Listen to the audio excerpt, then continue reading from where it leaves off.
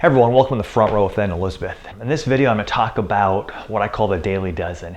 And these are just basic limbering, flexibility, stretches, exercises to kind of get the body moving and flowing again in the morning. And it's also very important to get down on the floor every single day. Now, if you're watching this and you're young, it's no big deal. But I can guarantee you, as you start to get older, it starts to get more challenging. And it may not be pretty, but we really do need to get ourselves down to the floor every single day. So we're going to start off with basically limbering exercises for different parts of our body, and then we're going to finish up with some core and glute activation to kind of get us ready for the day. All right, daily dozen, here we go. Let's start.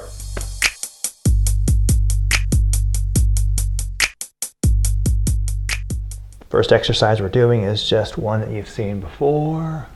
It's just the Cat-Camel. It's going to round out the spine. It's really important first thing in the morning that we're not going to be stressing things. We're going to go nice and slow, and we're just going to take what our body gives us, especially as we start to get a little bit more limber. If there's any pain, you want to make sure that you limit your range of motion.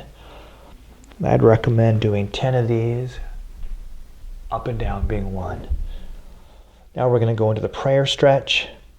The idea here is I'm trying to push my chest down into the floor. Back up again. Down into the floor.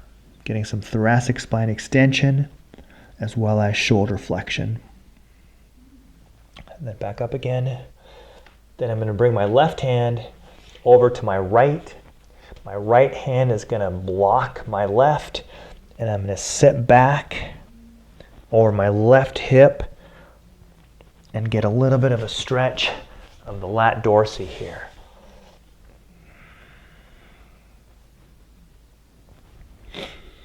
I like to do this about 3 times, pausing for about 2 or 3 seconds into the stretch, and then coming out of it.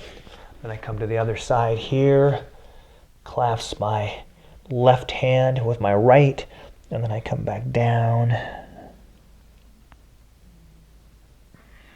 And I lean back down.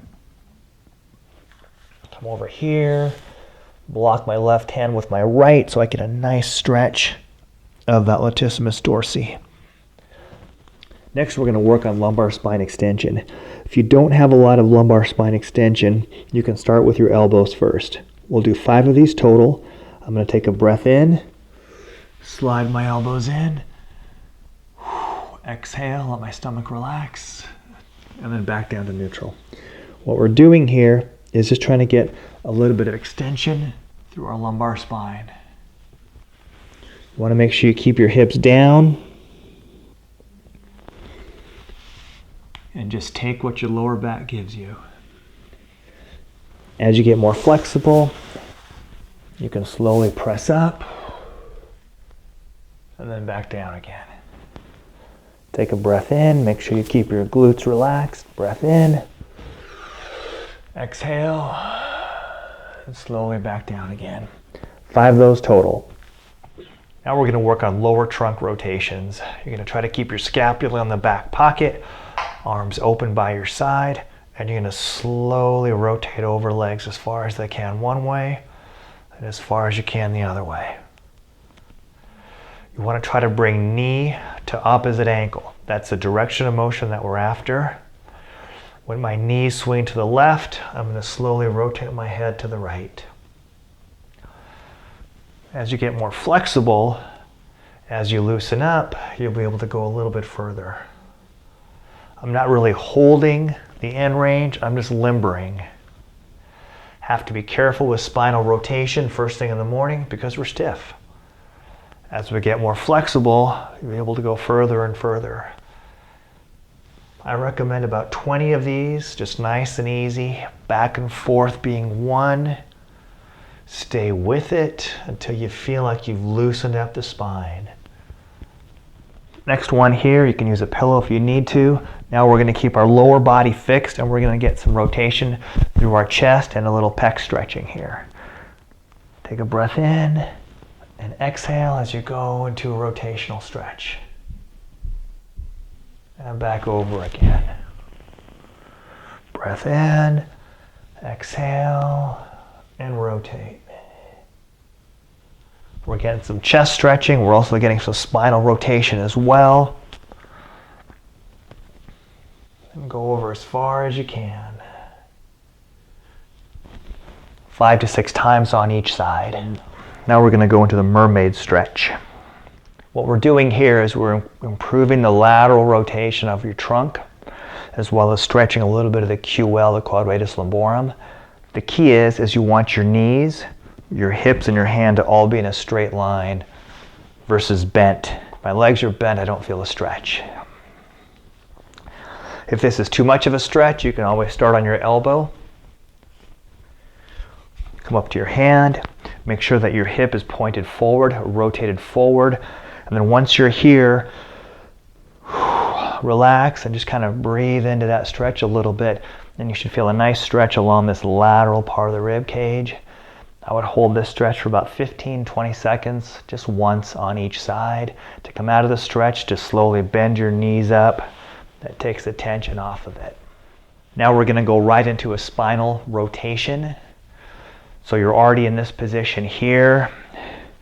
What you can do is the top leg is going to try to rest against the knee. Opposite hand here comes to the shoulder. This is going to be my driver, and I'm going to rotate over as far as I can, and then back to neutral. As far as I can, my head is going along for the ride. I'm going to do 5 of these. That's 4. We'll do 1 more, and that's 5. Then I'm going to stay rotated, and now I'm going to bring my head back around as far as it goes. And 5 rotations of the neck. What we're doing is we're loosening up the neck on top of the shoulders. We're trying to get that really stiff area right between the neck and the shoulders to loosen up. After 5, I come back to neutral, and I finish up with just a couple more combined neck and shoulder rotation.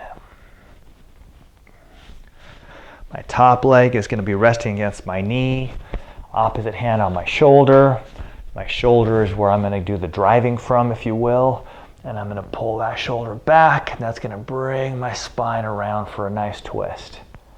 Remember to go nice and easy and slowly. 5 of these. After 5, hold the rotation. Bring your head back as far as you can. Rotate the other way for a total of 5 neck or cervical rotations. And after 5, come back to neutral and finish up with 2 or 3 rotations. And what you'll find is that you'll be able to rotate even further. Now we're going to make hip circles. What you'll do is you're going to bring your legs straight up, bring it out, and back down. So I'm leading the motion with my foot. Foot on the inside, rubbing up against the inside of the leg. Then I rotate it out as far as I can and back down. In, rotate it out, and back down. When I come up, my knee drops out to the side. Foot goes out, knee drops in, and I work my way down. If this is painful, you're going to limit your range of motion. I would do 10 on each side. On the right side, my knee drops out, my foot runs up the inside of my leg, my knee drops in, my foot goes to the outside, and I rotate it down. You're going to find that your lower back is going to want to rotate, and that's fine. We're just trying to loosen up that hip.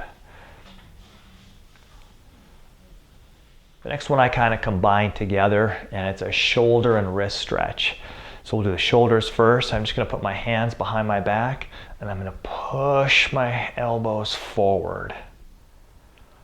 I'm going to hold that there, and then I'm going to clasp my hands together, and I'm going to try to bring them back as far as I can. Then shoulders forward, round out the shoulders, feel a stretch in the back. Clasp your hands together. Try to bring your elbows together behind your back. Hands here. Bring your elbows together. them back and away from your body. Shoulders and elbows forward. Then we'll do the opposite motion, behind and away from your body. Stretch out the wrist if you can. Come through here and you can pull back.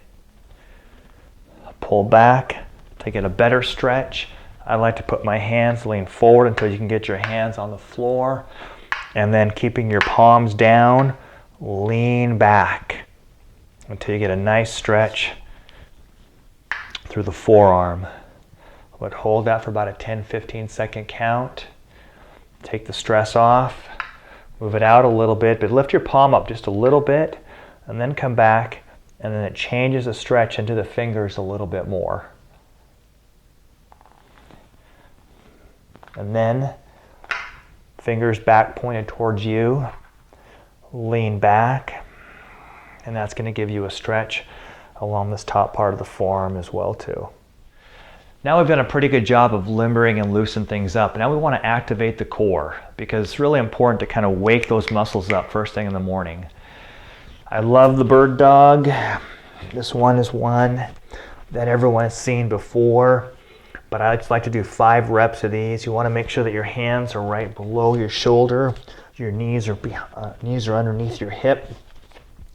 You know, try to bring your belly button in towards your spine, but still keeping your back flat. You're going to tuck your chin just a little bit, scapula in the back pocket. So now I've activated my core. I'm going to first lift one leg out straight, get my balance, opposite arm, elongate, hold that for 3, 2, 1, back in slowly. First the leg goes out straight, balance, arm goes out, balance, 3, 2, 1, and back down. Back and forth is considered 1 rep. I like to do 5 of those reps. Now we're going to activate the glutes. You can do a double leg bridge or you could do a single leg bridge. But before we do that, we're going to go scapula in the back pocket, kind of activate the upper core a little bit. I'm going to bring that belly button in towards the spine so that I'm nice and stiff, and I'm going to bridge up, pause, back down slowly. If the double leg bridge is a little bit too easy to do, extend one leg, come up into the bridge, and back down.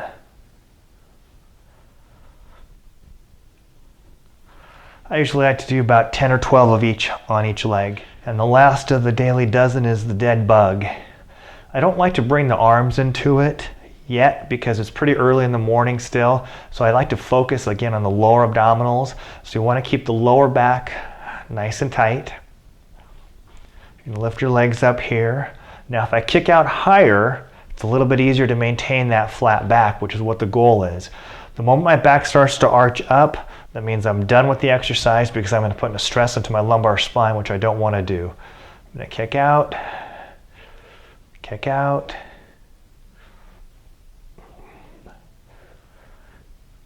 If you want to bring the arms into it here, the opposite arm would be out.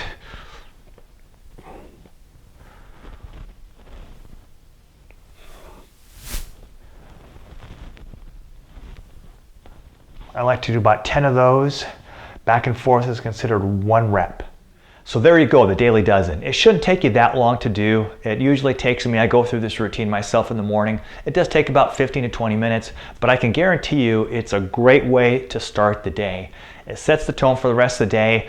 It loosens things up, so it gets you an idea, it tunes you into your body, where you might be tight for the day, activates the core a little bit, and hopefully it prevents injuries from happening later on in the day because you've loosened things up before you started your day. All right, if you liked the video, please give it a thumbs up. If you haven't subscribed, please do so now.